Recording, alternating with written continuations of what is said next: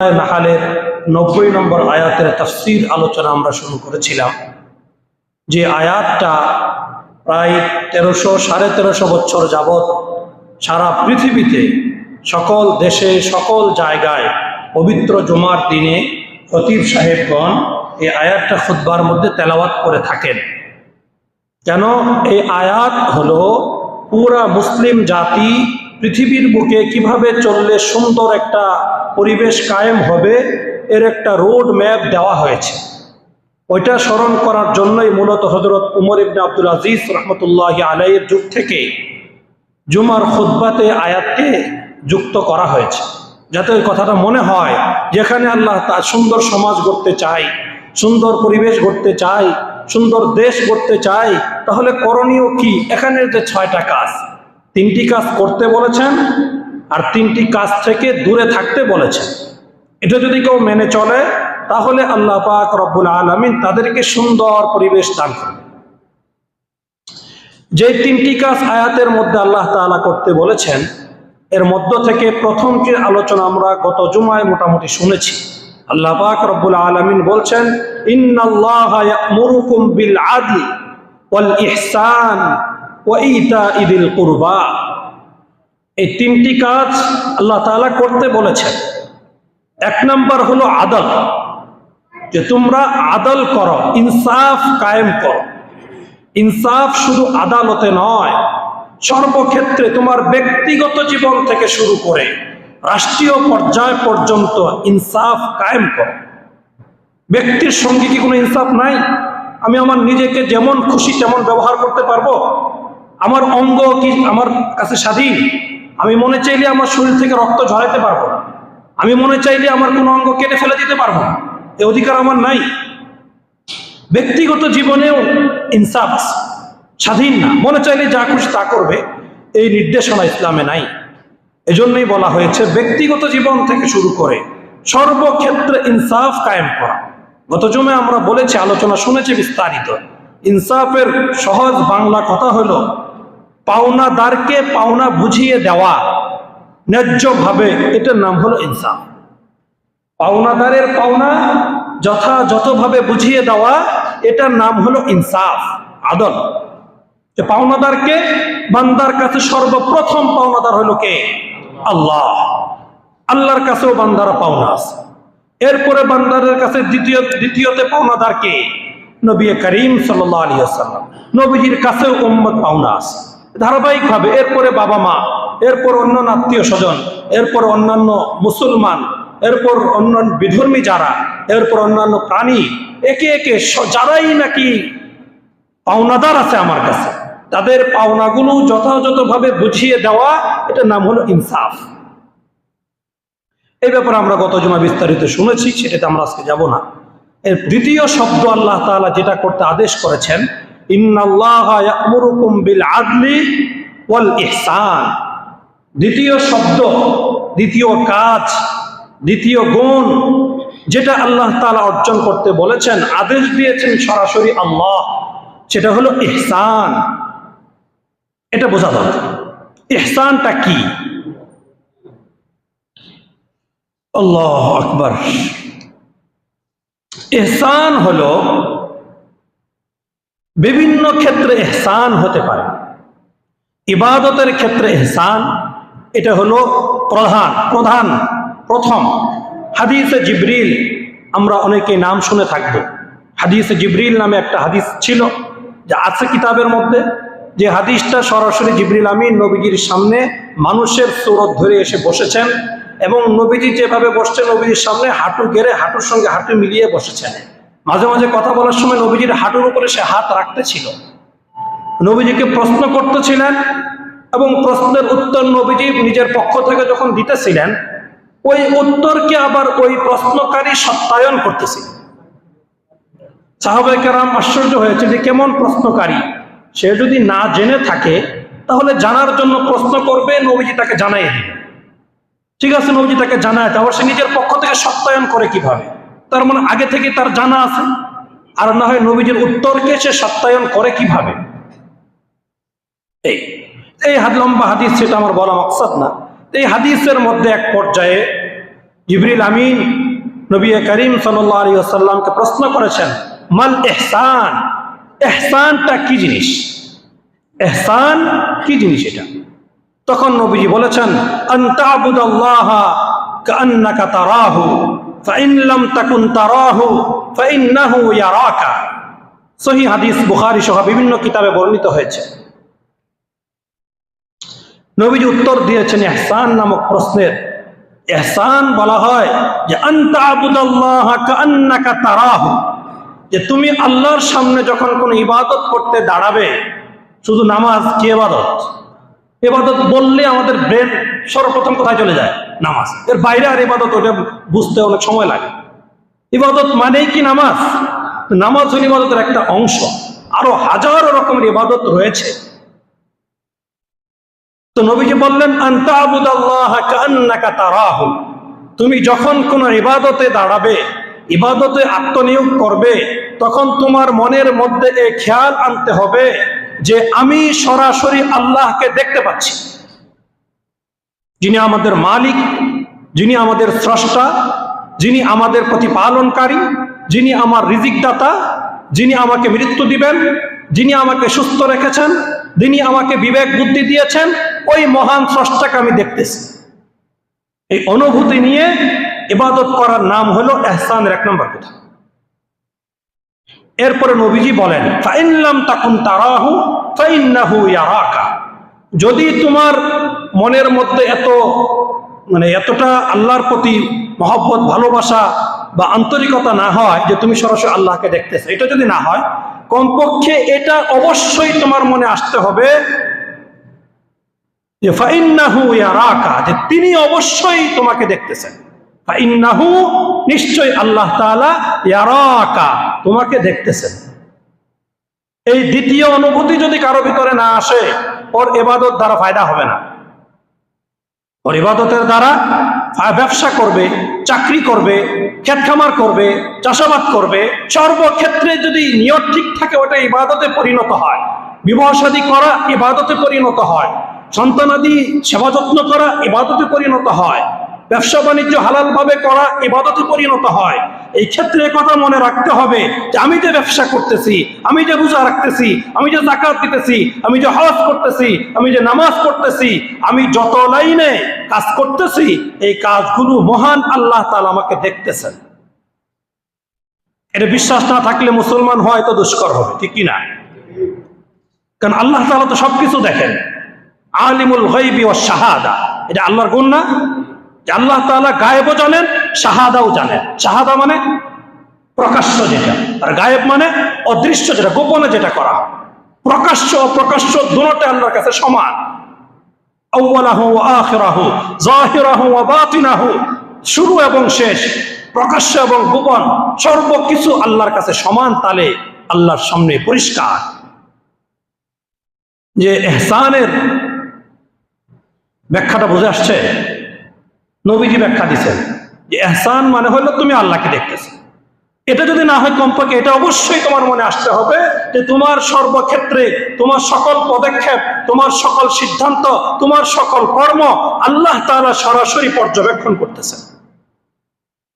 কাজেই তুমি কদম ফেলছো ভালো কাজের নিয়তে নাকি মন্দ কাজের নিয়তে?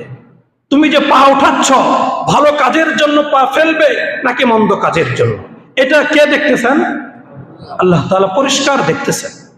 অনুভূতি না আসলে মুসলমান হওয়া দুষ্কর। এটা হলো ইহসান, ইবাদতের ক্ষেত্রে এরকম মনোভাব লালন করা।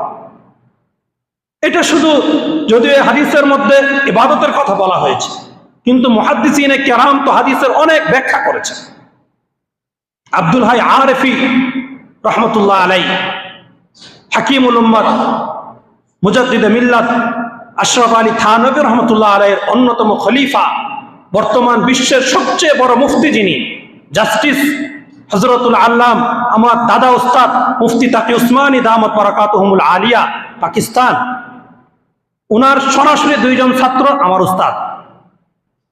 তার মানে উনি আমার দাদা উস্তাদ, দুই মাধ্যমে দাদা উস্তাদ, একদিক থেকে না। আলহামদুলিল্লাহ, এটা আল্লাহ তাআলা শুকর যে আল্লাহ তাআলা এমন ব্যক্তিদের কাছে আমাদেরকে কোরআন হাদিস শেখার মতো তৌফিক দান করেছেন। মাসলা মাসাইল সামনে বসে পড়ার মতো তৌফিক দান করেছেন। 1-2 বছর না, দীর্ঘ 10 বছর ওনাদের কাছে পড়াশোনা করেছে আলহামদুলিল্লাহ। বাহরহাল, তো ওনার শায়েখ ও মুর্শিদ, ওনার পীর আব্দুল হাই আরিফি রহমতুল্লাহ আলাইহি, ওনার এক মুরিদ ওনার কাছে এসে বলতেছে যে হুজুর, আপনি যে বলছেন না যে ইবাদতের ক্ষেত্রে এমন ভাবে করবে কেমন যেন আল্লাহ তোমাকে দেখতেছে, একটু আল্লাহর সামনে দাঁড়িয়ে আছে। হুজুর, আমার এরকম অনুভূতি চলে আসছে। আমি যখন নামাজে দাঁড়াই বা যখন কোনো দান সৎকার করতে যাই বা কোনো রোজা রাখতে যাই বা কোনো দিনই কোনো কাজ করতে যাই বা সাহাবের নিয়ত কোনো ব্যবসা বাণিজ্য ইত্যাদি, মানে ইবাদত যেগুলোর মধ্যে বলা হয়, এগুলো যখন আমি করতে যাই তখন আমার পরিষ্কার মনের মধ্যে ধারণা হয় যে আল্লাহ তাআলা আমাকে সরাসরি দেখতেছেন, আমি কি করতেছি সরাসরি আল্লাহ দেখতেছেন। তখন আব্দুল আরিফি রহমতুল্লাহ আলাইহি বললেন, হ্যাঁ, ইহসানের একটা অংশ তোমার ভিতরে এসে গিয়েছে, ইহসানের একটা অংশ তোমার ভিতরে এসে গিয়েছে। সেটা কি, যে তুমি ইবাদতের ক্ষেত্রে অনুভূতি আসে তোমার যে আল্লাহ তোমাকে সরাসরি দেখছেন। এটা তোমার জন্য যথেষ্ট নয়। তোমার জন্য যথেষ্ট হবে ওই সময় শুধু ইবাদতের ক্ষেত্রে নয়, সর্বক্ষেত্রে, সর্ব জায়গায়, সর্বস্তরে, সর্বমুহূর্তে তোমার মনের ভিতরে অনুভূতি আসতে হবে যে মহান আল্লাহ পাক রব্বুল আলামিন আমাকে পরিষ্কার ভাবে কাছ থেকে দেখতেছেন। এটা তো কোরআন হাদিসের ব্যাখ্যা নাকি? এই জন্য মনের ভিতরে অনুভূতি আনা চাই। আমি যে কাজ করতে যাবো, আমি সকালে নাস্তা খাবো, আমি সুন্নত তরিকায় খাচ্ছি কিনা, দস্তরখানা বিছিয়ে দোয়া পরে 2 হাত সুন্দর করে ধুয়ে সুন্দরভাবে খাচ্ছি কিনা, এটা আল্লাহ আমাকে দেখছেন। আমি মসজিদ থেকে বের হয়ে কোথায় যাব, কেন যাব, কি করব, কি নিয়ত আমার, আল্লাহ দেখছেন। ইন্নাহু আলিমুন বিযাতিস সুদূর, এটা কোরআনের আয়াত না? ইন্নাহু আলিমুন বিযাতিস সুদূর, কি অর্থ? একজন বান্দা অন্তরের গভীরে, একদম হার্টের ভিতরে, কলবের ভিতরে কি চিন্তা করে, কি পরিকল্পনা করে, কি ধরনের তার মনোভাব ভিতরে লালন করে, এটাও মহান আল্লাহ তাআলা পরিষ্কার জানেন। ইন্নাহু আলিমুন, আলিমুন শব্দের অর্থ হলো ভালোভাবে জানা। আলেম মানে হলো শুধু আলেম জানা, আলিমুন মানে হলো অনেক ভালোভাবে জানা। ইন্নাহু আলিমুন বিযাতিস সুদূর, মহান আল্লাহ পাক প্রত্যেকটা মানুষের শুধু বাহ্যিক কর্ম দেখেন তা না, মনের মধ্যে কি কল্পনা জল্পনা করে, মনের মধ্যে সে কি প্ল্যানিং করতে থাকে, এগুলো পর্যন্ত মহান আল্লাহ পাক ভালোভাবে দেখতে পারেন। আল্লাহু আকবার। মানুষ চোখের দ্বারা কি খেয়ানত করে, তুখফি আয়ুন, যে চোখের মাধ্যমে মানুষ কি খেয়ানত করে, যে কোন দিকে তাকানো তার জন্য জায়েজ, কোন দিকে তাকানো জায়েজ না, এক্ষেত্রে চোখকে সে কেমন ব্যবহার করে, এটাও মহান আল্লাহ পাক দেখেন, কোরআনে বলেছেন আল্লাহ। কাজেই ইহসান মানে হলো, ইহসানের 1 নাম্বার অর্থ হলো শুধু ইবাদত বলতে নয়, সর্বক্ষেত্রে অনুভূতি ভিতরে লালন করা যে আল্লাহ পাক আমাকে দেখতেছেন। এই অনুভূতি যদি কারো ভিতরে আসে তখন তার জন্য অন্যায়, অশ্লীল, ব্যভিচার, জুলুম, নির্যাতন, গুনাহের কাজ করা কি সম্ভব? বলেন, কথা বলেন, সম্ভব নেই। যে কথা মনে করে আল্লাহ আমাকে দেখতেছেন, তার জন্য একা ঘরে মোবাইল অশ্লীল জিনিস দেখা কি সম্ভব? নির্জনে অবৈধ বেগানা কোনো নারীকে দেখে দেখে তৃপ্তি হাসিল করা কি সম্ভব? কথা বলেন, সম্ভব এটা? এই জন্যই এই একটা শব্দ যদি কেউ মনে রাখে, তার জন্য দুনিয়াতে কোনো গুনাহ করা সম্ভব না। এমন একটা শব্দ এই আয়াতের মধ্যে আল্লাহ পাক রব্বুল আলামিন বলেছেন, ইন্নাল্লাহা ইয়া'মুরুকুম বিল আদলি ওয়াল ইহসান। তার ইহসানের 1 নম্বর অর্থ হলো সর্বক্ষেত্রে এটা মনে করা যে আল্লাহ আমাকে দেখতেছেন। ইহসানের 2 নম্বর অর্থ হাদিসের মধ্যে, কোরআনের মধ্যে আল্লাহ পাক রব্বুল আলামিন অন্য আয়াতে বলেছেন, ওয়া আহসিন কামা আহসানাল্লাহু ইলাইক। হযরতে মূসা সূরা কাসাসের মধ্যে 20 নম্বর পারায় এটা বলেছেন। হযরতে মূসা আলাইহিস সালাতু ওয়াস সালাম তিনি কারুনকে গিয়ে বলেছেন যে আল্লাহ তোমাকে যে প্রভাব প্রতিপত্তি দিয়েছেন, আল্লাহ তোমাকে যে বিশাল সম্পদের মালিক বানিয়ে দিয়েছেন, কাজেই এগুলো দ্বারা তুমি আখিরাতের তোমার স্থায়ী নিবাস সংগ্রহ করো এবং দুনিয়াতে হকদারের হক তুমি সম্পদ থেকে মানুষকে দাও। ও আহসিন, আহসিন ইহসান থেকে হলো আহসিন কামা আহসানাল্লাহু ইলাইক, আল্লাহ যেরকম ভাবে তোমার প্রতি দয়া করেছেন তুমিও অন্য মানুষের প্রতি দয়া করো। এটা হলো ইহসানের দ্বিতীয় অর্থ, যে মানুষের প্রতি দয়া করা। তো কারুন জবাব দিছে, না এটা তো আমাকে আল্লাহ দেয় নাই, আমার ব্যবসায়ী কৌশল জানা আছে ভালো, আমার লোকজন আছে ভালো, আমি ভালো বুঝি, আমার মেধার বদৌলতে আমি এই সম্পদ হাসিল করেছি, এটা আমার মানুষকে দিব কেন? এরকম কারুনি মানসিকতার লোক বর্তমান সমাজে মনে হয় নাই। কারুনের মনোভাব লালন করে এমন মানসিকতার লোক কি বর্তমান সমাজে নাই? সে একটা পদ পাইছে, মনে করে এই পদটা আমার এটা অর্জন, এই পদটা আমার কি অর্জন, আমার যোগ্যতা বলে, আমার ক্ষমতা বলে, জনগণ আমাকে ভালোবাসে, এই জন্য তারা আমাকে এই পদে বসাইছে। এরকম ভাবে যে অনেক সম্পদের মালিক হয়েছে, সে মনে করে আমি ব্যবসা ভালো বুঝি, দীর্ঘদিন যদি ব্যবসা করে আসতেছি, এই লাইন কাট সব আমার জানা আছে, এই জন্য আমি এই ব্যবসার মাধ্যমে সম্পদ অর্জন করেছি, কাজে এটা আমার, আমি যেভাবে খুশি সেভাবে ব্যবহার করব। এই মনোভাবের লোক নাই মনে হয় বর্তমান বিশ্বে। এটাই আল্লাহ বলছেন, ও আহসিন কামা আহসানাল্লাহু ইলাইক, যে আল্লাহ তোমার প্রতি যেরকম ভাবে দয়া করেছেন, অনুগ্রহ করেছেন, তুমিও মানুষের প্রতি, সাধারণ লোকদের প্রতি দয়া করো, অনুগ্রহ করো। এটা হলো ইহসান। সাধারণ মানুষ কেন, নিকৃষ্ট প্রাণী, বারবার আপনারা শুনেছেন, কুকুর, প্রাণীর মধ্যে নিকৃষ্ট প্রাণী কি? কুকুর। আর মানুষ যতগুলো মন্দ কাজ, সবচেয়ে মন্দ পেশা হলো কোনটা? বেশ্যা মহিলা। সবচেয়ে নিকৃষ্ট মহিলা মনে করা হয় কিনা তাকে। আর শরীরে যতগুলো পোশাক ব্যবহার, সবচেয়ে নিম্নমানের পোশাক হলো কোনটা? জুতা, মোজা, ঠিক কিনা? এই একজন নর্তকী মহিলা একজন নিকৃষ্ট প্রাণী পিপাসিত কুকুরকে শরীরের সবচেয়ে নিম্নমানের পোশাক, মোজা বা জুতার মাধ্যমে পানি পান করার কারণে আল্লাহ তাআলা ওই নর্তকী মহিলার জন্য জান্নাতের ফায়সালা করে দিয়েছেন। এটা কি সন্দেহ আছে? বুখারীর হাদিস, এটা সন্দেহের কোনো সুযোগ নাই, নবীজি বলছেন এই ঘটনা। আরেকজন লোক, তার ঘরে বিড়াল, সে বিড়াল রাখছে ইঁদুর ধরার জন্য, ভালো কথা, দোকানে রাখছে যাতে ইঁদুর ধরে, দোকানে যাতে মাল নষ্ট না করে, কিন্তু কোনোদিন ইঁদুরকে সে, বিড়ালকে সে খাবার দেয় না। ক্ষুধায় পেট আর পিঠ লেগে গেছে, এক পর্যায়ে বিড়ালটা খাদ্যের অভাবে মারা গেছে। শুধু একটা বিড়ালকে কষ্ট দেওয়ার কারণে আল্লাহ তাআলা তার জন্য জাহান্নামের ফয়সালা করে দিয়েছে। তাইলে এগুলো তো আশরাফুল মাখলুকাত না, সাধারণ প্রাণী। এগুলোর প্রতি দয়া করার দ্বারা যদি আল্লাহর কাছে জান্নাত পাওয়া যায়, এগুলোর প্রতি অসৎ আচরণ করার দ্বারা যদি আল্লাহর কাছে জাহান্নামের জাহান্নামের উপযুক্ত হওয়া লাগে, তাহলে মানুষ যারা, সৃষ্টির সেরা যারা, আশরাফুল মাখলুকাত যারা, এদের সঙ্গে যদি ভালো ব্যবহার করা হয়, তারা কি জান্নাত পাবে না? এদের সঙ্গে যদি খারাপ ব্যবহার করা হয়, তারা কি জাহান্নামের উপযুক্ত হবে না? এই দুই হাদিস দ্বারা তো এটাই পরিষ্কার হয়। এই জন্য ইহসানের দ্বিতীয় অর্থ হলো দয়া করা। ইহসানের দ্বিতীয় অর্থ কি? দয়া করা।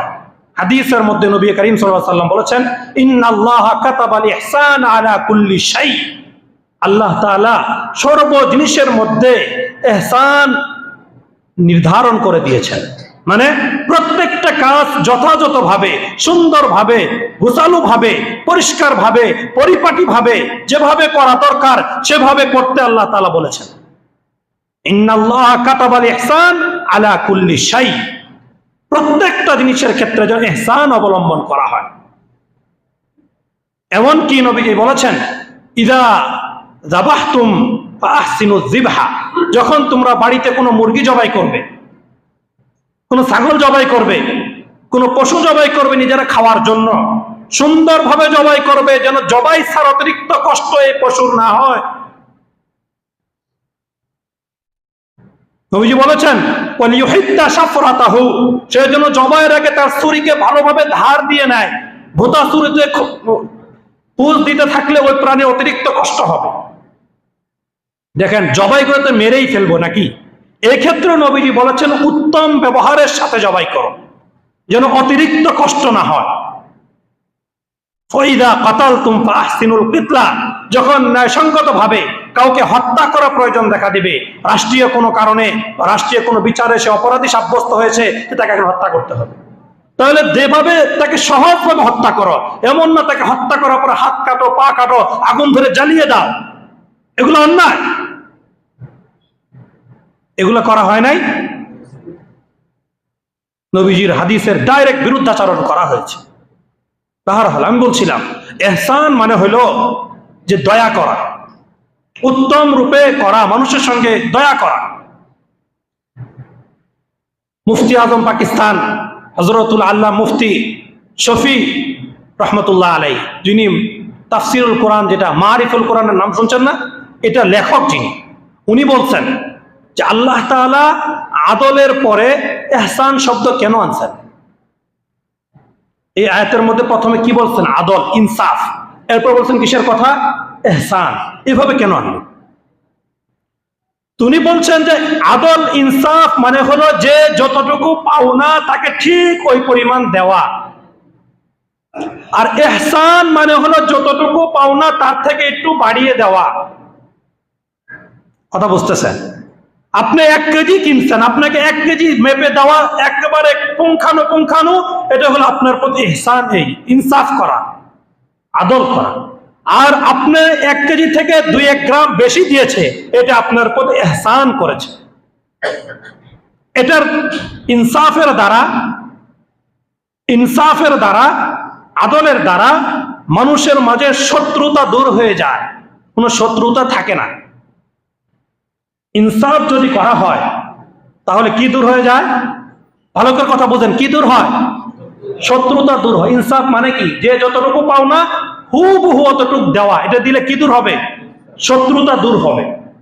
এটা করার দ্বারা কি দূর হবে? কথা মনে বুঝতেছেন না আমার? আমি বলছি ইনসাফ মানে যে যতটুকু পাও না তাকে ঠিক অতটুকুই দেওয়া। এটা করার দ্বারা কি ফায়দা হবে? পরস্পরে হিংসা দূর হবে। পরস্পরে কি দূর হবে? হিংসা দূর হবে। কিন্তু মিল মহব্বত, ভালোবাসা তৈরি হবে না। মিল মহব্বত, ভালোবাসা তৈরি হবে ইনসাফের উপরে একটু বাড়িয়ে যদি ইহসান করা হয়, তাহলে পরস্পরে আন্তরিকতা, ভালোবাসা তৈরি হবে। কথা বুঝে আসছে নি? কত সুন্দর করে সাজায় বলছেন যে ইনসাফের দ্বারা শত্রুতা দূর হবে আর ইহসানের দ্বারা ভালোবাসা তৈরি হবে। এই জন্য আল্লাহ 2টা শব্দ বলেছেন। ইনসাফ তো করতেই হবে, এটা ফরজ, না করলে তো উপায় নাই। কিন্তু ইহসান এটা ফরজ না। এটা যদি করা হয় তাহলে কেউ পরস্পরের ভালোবাসা তৈরি হবে, আন্তরিকতা তৈরি হবে। সে যতটুকু পাও না তার থেকে একটু তাকে বাড়িয়ে দাও, তাহলে ভালোবাসা, আন্তরিকতা তৈরি হবে। সর্বক্ষেত্রে আপনি রিক্সা ঠিক করে আসছেন যে কাউটাল ঘাট থেকে নিয়ে মুচুর পর্যন্ত যাবেন, আপনার ভাড়া হলো 30 টাকা, আপনার কাছে 2 টাকা 5 টাকা খুচরা আছে, 30 টাকার আপনাকে 5 টাকা দিয়ে দিলেন, এটা হলো ইহসান। 30 টাকা হলো তার পাওনা, এটা ইনসাফ, দিতেই হবে। আর 5 টাকা হলো কি? ইহসান, এটা হলো দয়া। এর দ্বারা আপনার প্রতি তার ভালোবাসা বাড়বে না? অন্য সময় যখন সে আপনাকে দেখবে সবার আগে সে আগায় আসবে যে ভাই আমার গাড়িতে ওঠেন, আসবে কিনা? এরকম আপনি কোনো দিন মজুর, কামলা নিছেন, মিস্ত্রি নিছেন, লেবার নিছেন, সে ন্যায্য পাওনা হলো 500 টাকা, দিন শেষে আপনি তাকে 500 টাকা আরো 20 টাকা দেন, ভাই তুমি চা খাও।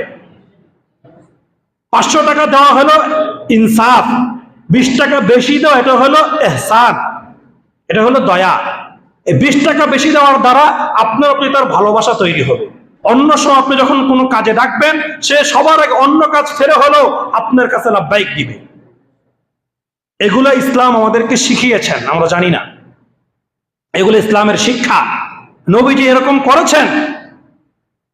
ন্যায্য পাওনাদার যতটুকু পাওনা তার থেকে তাদেরকে অনেক বেশি দিয়েছেন। অনেক ঘটনা হাদিসের মধ্যে আছে, এগুলো এখন বলার সময় হবে না। আল্লাহু আকবার। এই হলো ইহসান, যে ন্যায্য পাওনার তুলনায় একটু বেশি করে দেওয়া, যতটুকু পাওনা তা থেকে একটু বাড়িয়ে দেওয়া, এটা হলো ইহসান। এটা আমরা করার চেষ্টা করি। কোরআনের একটা হুকুম, এটা বিশেষ গুণ নবী আল্লাহ তাআলা অর্জন করতে বলেছেন, কাজেই এই গুণটা অর্জন করা দরকার। 3 নাম্বার আল্লাহ তাআলা বলেছেন, ইন্নাল্লাহা ইয়া'মুরুকুম বিল আদলি ওয়াল ইহসান ওয়া ইতা'i যিল কুরবা। তিন নম্বর কি বলেছেন আল্লাহ তাআলা? ইতা ইদিল কুরবা। তিন নম্বর কি বলেছেন? ইতা ইদিল কুরবা, মানে আত্মীয়তার সম্পর্ক বজায় রাখো। ইতা ইদিল কুরবা মানে কি? আত্মীয়তার সম্পর্ক বজায় রাখো। উপরে দুই শব্দের মধ্যে কিন্তু আত্মীয়তার কথা ঢুকে গেছে, ঢুকে যায় নাই?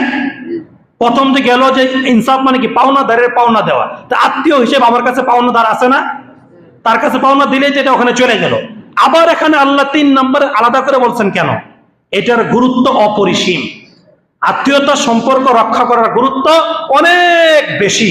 এটা বোঝানোর জন্য এটাকে আল্লাহ তাআলা পৃথক ভাবে এখানে আবার আলাদা করে উল্লেখ করেছেন।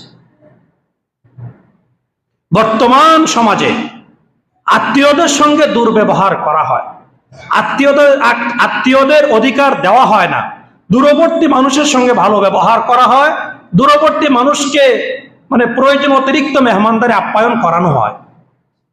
এটা বর্তমানের ফ্যাশন। নিজের প্রতিবেশী, ভাই, বোন, ভাগিনা, ভাগিনী, চাচা, চাচি, ফুফাতো ভাই, ফুফাতো বোন, নিকট আত্মীয়, বোন জামাই, এই সমস্ত আত্মীয়দের প্রতি তেমন মায়া দয়া মহব্বত দেওয়া থোয়া নাই। দেখলে মুখ অন্যদিকে ফেরায়। মুখে হাসি ছিল, দেখছে কোনো চাচাতো ভাই, সাথে সাথে মুখ পুরো হাসি বন্ধ, মুখ ইংরেজি 5-এর মতো করে ফেলছে। এই জন্য আল্লাহ তাআলা আলাদা করে বলছেন আত্মীয়তার সম্পর্ক এটা অনেক বেশি গুরুত্বপূর্ণ। এটা আলাদা করে আল্লাহ তাআলা এখানে আনছেন। আত্মীয় কয় প্রকার? কয় ভাবে আত্মীয় হয় মানুষের? 3 ভাবে। কয় ভাবে হয়? 3 ভাবে। 1 নম্বর আত্মীয় হলো রক্তের সম্পর্কে আত্মীয়, ব্লাড কানেকশন আত্মীয় যেগুলো, বুঝেন না এগুলা কারা কারা? 2 নম্বর হলো বৈবাহিক সূত্রে, বিবাহের মাধ্যমে যে সম্পর্ক হয়, বৈবাহিক সম্পর্কের কারণে আত্মীয়। 3 নম্বর হলো দুধ পান করা, রেজাই আত্মীয়। কারাবাতু মিন ওয়াজহির রেহম। 2 নম্বর আল কারাবাতু মিন ওয়াজহিল ইজদাওয়াজ। 3 নম্বর আল কারাবাতু মিন ওয়াজহির রিজা। এই 3 প্রকার আত্মীয়। 1 নম্বর আত্মীয় হলো ব্লাড কানেকশন, যাদের সঙ্গে আমার রক্তের সম্পর্ক, রেহেমের সম্পর্ক, এক রক্ত থেকে আমরা হয়েছি। আমার দাদা থেকে আমরা যারা আছি সবাই ভিতরে দাদার রক্ত কি নাই? আমরা আমার বাপের ভাই বোন যারা, এবং বাপের পরবর্তী স্তর যারা, আমরা যারা, আমাদের পরবর্তী স্তর যারা, এদের সবার মধ্যে দাদার রক্ত আছে কিনা? এরকম ভাবে মা, আমার মায়ের বাবা মা, মায়ের ভাই বোন মানে নানা নানি, তারপরে হলো মামা খালা ইত্যাদি, এদের সঙ্গে মায়ের মাধ্যমে রক্তের সম্পর্ক আছে কিনা? এগুলো হলো রক্তের সম্পর্কের আত্মীয়। 2 নম্বর হলো বৈবাহিক সম্পর্কের আত্মীয়। বিবাহের মাধ্যমে আপনার স্ত্রীর সঙ্গে আপনার সম্পর্ক হয়েছে, আপনার স্ত্রীর মাধ্যমে আপনার স্ত্রীর বাবা মা তথা আপনার শ্বশুর শাশুড়ি, তার ভাই বোন তথা আপনার শালা শালি ইত্যাদির সঙ্গে আপনার সম্পর্ক কায়েম হয়েছে। এটা হলো কিসের সম্পর্কের আত্মীয়? বৈবাহিক সম্পর্কের আত্মীয়। 3 নম্বর হলো দুধ পানের মাধ্যমে আত্মীয়তা সম্পর্ক হয়। কেউ ছোটবেলা মানে 2 বছরের আগে যদি কোনো বাচ্চা অথবা বাচ্চি কোনো মহিলার অপর কোনো মহিলার দুধ পান করে, তাহলে ওই মহিলা এবং ওই মহিলার স্বামী, ওই মহিলার অন্যান্য সন্তানাদি ওই বাচ্চার জন্য দুধ বাপ মা, দুধ ভাই বোন হয়ে যায়। আত্মীয়তা মোট কয় প্রকারের হইল? 3 প্রকার। 3 প্রকার আত্মীয়তার মর্যাদা কি সমান? সবচেয়ে বেশি আপনার থেকে পাওনা কোন আত্মীয়? রক্তের আত্মীয়। যে এরপরের স্তর হলো বৈবাহিক সূত্রের আত্মীয়, এরপর হলো রাজাত সূত্রের আত্মীয়। বর্তমানে হয়ে গেছে উল্টা। শালা শালি জেঠাস আরো কি কি বলে এগুলোর বাচ্চা কাচ্চা যদি বাড়িতে আসে, তাদের জন্য মেহমানদারি, ঈদ আসলে তাদের জন্য কাপড় চোপড়, মানে অভাব নাই। যারা হলো দ্বিতীয় পর্যায়ের ছিল তারা হয়ে গেছে এখন প্রথম পর্যায়ে। আর প্রথম পর্যায়ে যারা ছিল ব্লাড মানে রক্তের কালেকশন আত্মীয় যারা, এরা হয়ে গেছে একদম শেষের স্তর। এদের সঙ্গে সম্পর্ক ভালো না, এদের সঙ্গে মিল মহব্বত নাই, অনেকের সঙ্গে কথাবার্তা বন্ধ, লেনদেন নাই। এরকম হচ্ছে কিনা বর্তমান সমাজে? অথচ উচিত ছিল যে রক্তের সম্পর্ক যারা, তাদের পাওনা আগে পরিশোধ করা, এরপরে হলো বৈবাহিক সম্পর্ক আত্মীয় তাদের, এরপরে 3 নম্বর স্তর। হয়ে গেছে উল্টা। ম্যাডামের কোনো মেহমান আসলে তার জন্য কত কিছু ঘরে আয়োজন করা হয়, কিন্তু নিজের বাপের সম্পর্কের কোনো মেহমান যদি ঘরে আসে, মানে বাজার করতে কষ্ট হয়। এরকম হয় কি হয় না বলেন? বরঞ্চ আরো বলা হয় কি জানেন, যদি বোন বা ভাগিনা বা ফুফুরা সম্পত্তির অংশ নিতে চায় বা নিয়ে যায়, তখন বলে সম্পর্ক রাখলি না, তাহলে সম্পর্ক ছিন্ন করে দিলি, কপাল পুরো ভাই এরকম আছে, এই কথা বলে যে সম্পর্ক ছিন্ন করে দিলি কেন? বোন যে আপনি যে বাপের সন্তান, আপনার বোনকে ওই বাবার সন্তান না? আপনার বাবার রেখে যাওয়া সম্পত্তিতে তার কোন অংশ নাই? ওই অংশ পাওয়া তো তার ন্যায্য অধিকার, এটা তো তার দয়া না, সে ইনসাফের ন্যায্য অধিকার। ওটা সে নিয়ে গেলে আপনার সঙ্গে সম্পর্ক ছিন্ন হয়ে যাচ্ছে, এই কথা আপনি কিভাবে বলেন? তার সম্পদ ভোগ করলে তখন তাকে আপ্যায়ন করাতে মনে চায় নাকি? আর মনে মনে বলেন যে আমি কি তোদেরকে বছরে 2-3 বার মেহমানদারি করাই না? তোদের ভাই সন্তানাদিদেরকে আমি কাপড় চোপড় ইত্যাদি দেই না? আবার সম্পদ দিতে চাস কেন? আরে আশ্চর্য কথা, সম্পদ সে তার অধিকার দিতেই হবে, এটা তো তার ন্যায্য পাওনা, ইনসাফ। এটা না দিলে তো আপনি সরাসরি জাহান্নাম। কিন্তু আপনি যে তার আত্মীয় ভাই বা মামা, আপনি মামা হিসাবে, আপনি ভাই হিসাবে, আপনার অতিরিক্ত দায়িত্ব, সম্পদ দেওয়ার পরেও অতিরিক্ত দায়িত্ব হলো তাদের সঙ্গে সম্পর্ক ভালো রাখা। কথা বুঝে আসতেছে? কথা অনেক লম্বা, এত তো বলাই যেতেছে না। দুনিয়ার মধ্যে বলেন তো, সবাই এটা চায় কিনা যেন আমার হায়াত একটু বাইরে যায়? হায়াত একটু বাঁচার জন্যই তো চেষ্টা, আইসিইউ, আরো ডাক্তার মাক্তার হাবি যাবি কত কিছু ভারত পর্যন্ত যায়, কিসের জন্য যায়? মরার জন্য না বাঁচার জন্য? তো সবার আশা একটু কি করতে চায়? বেশি দিন বাঁচতে চায়। সবার মনে আশা আছে না? বলেন, আমার মনেও আছে। সবার মনে আছে কিনা এটা, যে বেশি দিন কি করতে চায়? সে বাঁচতে চায়। আরেকটা আশা কি? যে সম্পদ বাড়াইতে চায়। প্রত্যেকটা মানুষের মনের আশা যা আছে, সম্পদ যদি আরেকটু বাড়তো। এই মন আপনাদের মধ্যে নাই? এই মনোভাবটা নাই নাকি সবাই পিচ্ছা হয়ে গেছে? নাই এটা মনোভাব? এই দুইটা জিনিস দুনিয়ার সবাই চায়। ওই দুইটার জন্য এত চেষ্টা প্রচেষ্টা, বাঁচার জন্য এত ডাক্তার, হসপিটাল, আইসিইউ, হাবি দেবে এত কিছু, আর সম্পদ বাড়ানোর এত ব্যবসা, চাকরি, কত ধরনের আইটেম। এই দুইটা জিনিস বাড়বে কিসের দ্বারা? নবীজি ঔষধ দিয়েছেন, তাবিজ দিয়ে গেছেন নবীজি, যে তোমার হায়াত যদি বাড়াতে চাও আর তোমার সম্পদ যদি বাড়াতে চাও, তাহলে এই তাবিজ গলায় ঝোলাও। আমি নবী হয়ে কথা দিচ্ছি, তোমার হায়াত এবং তোমার সম্পদ আল্লাহ তাআলা অবশ্যই বাড়িয়ে দিবেন। হাদিসের মধ্যে নবীজি বলেছেন, মান আহাব্বা আন ইউবসাতা লাহু ফি রিজকিহি ওয়া আন ইউনসা লাহু ফি আসারিহি ফালইয়াসিল রাহিমা। একদম সহিহ হাদিস, কোনো সন্দেহ নাই। নবীজি বলছেন হাদিসের মধ্যে, মান আহাব্বা, যে কোনো নারী অথবা পুরুষ কামনা করে, ভালোবাসে, পছন্দ করে যেন আল্লাহ আমার রিজিক বাড়িয়ে দেয়, তাহলে সেজন্য কি করে? আরাদা আইয়ুবসাতা লাহু ফি রিজকিহি। রিজিক মানে বুঝেন না? রিজিক মানে কি? রিজিক মানে সম্পদ। আল্লাহ যেন আমার সম্পদ বাড়িয়ে দেয়, এটা যে ব্যক্তি পছন্দ করে। ওয়ায়ুনসা লাহু ফি আসারিহি, আসারি মানে হলো তার জীবন, তার বয়স, তার হায়াত বেড়ে যাক, এটা যে ব্যক্তি কামনা করে, সে যেন অবশ্যই অবশ্যই ফালিয়াসিল রাহিমাহু, আত্মীয়তার সম্পর্ক বজায় রাখে। তাবিজ খুঁজে পাইছেন কোন জায়গায়? হুজুরের কাছে পানি পড়া আনলে সম্পদ বাড়বে না, হায়াতও বাড়বে না। হায়াত বাড়ার তাবিজ নবীজি দিয়ে গেছেন। সেটা কি করতে হবে? আত্মীয়তার সম্পর্ক বজায় রাখবেন। কাজে এখন মসজিদ থেকে বের হয়ে শালার খবর নিবেন, শালির জামার খবর নিবেন, শ্বশুর বাড়ি সবার খবর উল্টায় ফেলবেন, আর পাশেই যে আপনার ভাই ভাতিজা, পাশেই যে আপনার বোন বনাই, এদের খবর নিয়েন না। এটা বলছেনই কোরআন হাদিসে। হয়ে গেছে উল্টা। আমি তাদের সঙ্গে শত্রুতা রাখতে বলতেছি না, অবশ্যই তাদেরকে মূল্যায়ন করবেন, তবে তারা তো দ্বিতীয় স্তরে। বাহারহাল, এই হলো এই হাদিসে নবীজি বলছেন। এজন্য অন্য হাদিসের মধ্যে নবীজি বলছেন যে লা ইয়াদখুলুল জান্নাতা কাতি', যে আত্মীয়তা সম্পর্ক ছিন্ন করে ওই ব্যক্তি জান্নাতে ঢুকবে না।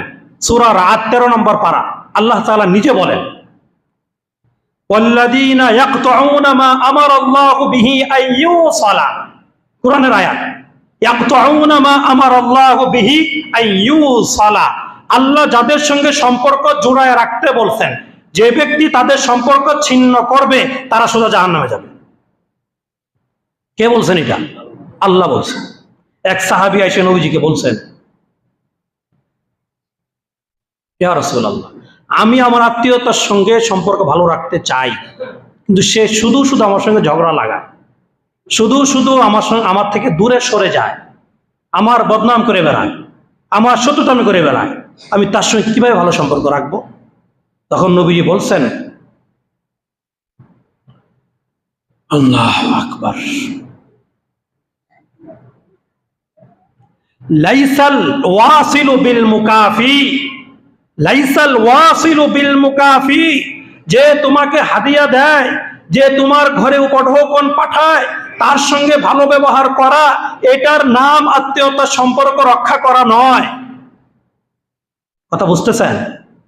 নবীজি বলছেন, যে তোমার ঘরে হাদিয়া পাঠায়, যে ভাই তোমার খবর নেয়, যে ভাতিজা তোমার সঙ্গে ভালো ব্যবহার করে, যে বোন তোমাকে ভালো জানে, তার সঙ্গে তুমি ভালো ব্যবহার করো, তার ঘরে তুমি হাদিয়া পাঠাও, তার পরিবারের সন্তানদের প্রতি তুমি বিভিন্ন ধরনের উপহার দাও, এটার নাম কি না আত্মীয়তা সম্পর্ক? না, এটা তো হলো বরাবর করা, সামঞ্জস্যতা করা।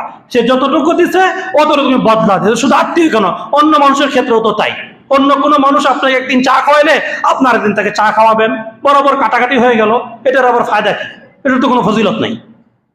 আত্মীয়তার সম্পর্ক কোনটা? নবীজি বলছেন, আত্মীয়তার সম্পর্ক হলো যে নাকি তোমার সঙ্গে সম্পর্ক ছিন্ন করতে চায়, সম্পর্ক কেটে দিতে চায়, তুমি তার সঙ্গে সম্পর্ক জোড়ায় রাখো, এটার নাম হলো আত্মীয়তার সম্পর্ক রক্ষা করা। বুঝতে পারছেন কথা? এটা নবীজি ওই সাহাবীকে বলছেন, যে তোমার সঙ্গে খারাপ ব্যবহার করে, তোমার সঙ্গে শত্রুতামি করে, তোমার সঙ্গে দুর্ব্যবহার করে, তাকে তার সঙ্গে সম্পর্ক জোড়ানোর নাম হলো কি করা? আত্মীয়তার সম্পর্ক রক্ষা করা। সিলমান কাতাক ওয়াফু আম্মান যালামাক ওয়া আহসিন ইলা মান আসাআ ইলাইক। নবীজি বলছেন হাদিস, সিলমান কাতাক, যে সম্পর্ক ছিন্ন করতেছে তুমি তার সঙ্গে আগে বেড়ে সম্পর্ক জোড়াও। যে সম্পর্ক নষ্ট করতে চাচ্ছে তুমি অগ্রসর হয়ে আগে বেড়ে তার সঙ্গে সম্পর্ক জুড়িয়ে দাও।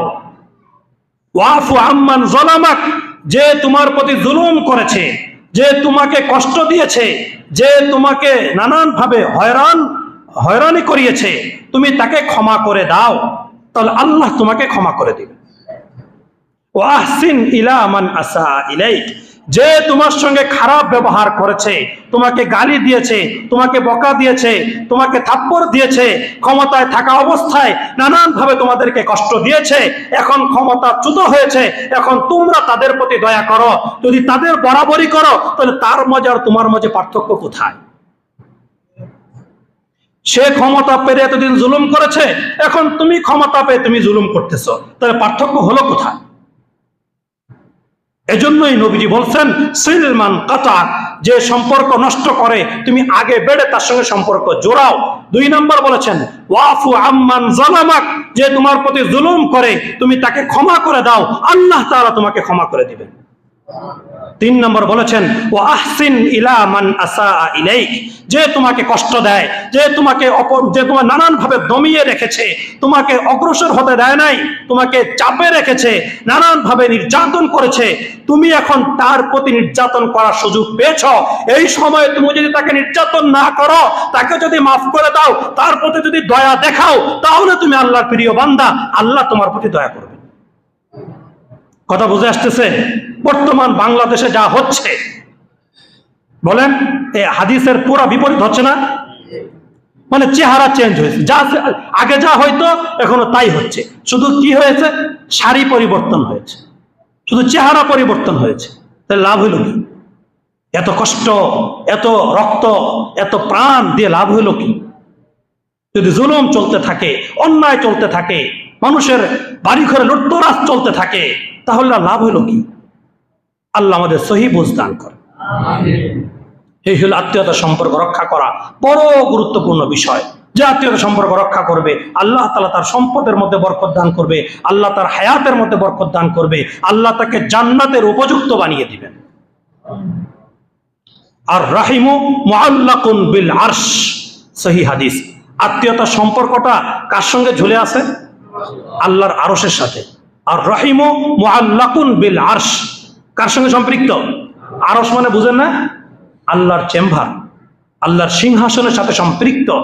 এরপরে নবীজি বলেন, মান ওয়াসালানি ওয়াসালাহুল্লাহ ওয়া মান কাতাআনি কাতাআহুল্লাহ, যে এই সম্পর্ক নষ্ট করবে আল্লাহ তাআলা তার সঙ্গে মহব্বতের, ভালোবাসার, দয়ার সম্পর্ক ছিন্ন করে দিবে। আর যে ব্যক্তি এই আত্মীয়তার সম্পর্ক বজায় রাখবে, আত্মীয়তার সম্পর্ক ধরে রাখবে, আল্লাহ তাআলা তার প্রতি দয়া করবেন, তার সঙ্গে আল্লাহর রহমত আর ভালোবাসার সম্পর্ক কায়েম থাকবে। কথা বুঝে আসছে? তো আল্লাহ তাআলা আজকে এই পর্যন্তই, আর সময় শেষ করা গেল না। ইচ্ছা ছিল আয়াতটা শেষ করব, সময় হলো না। আজকে আমরা দুইটা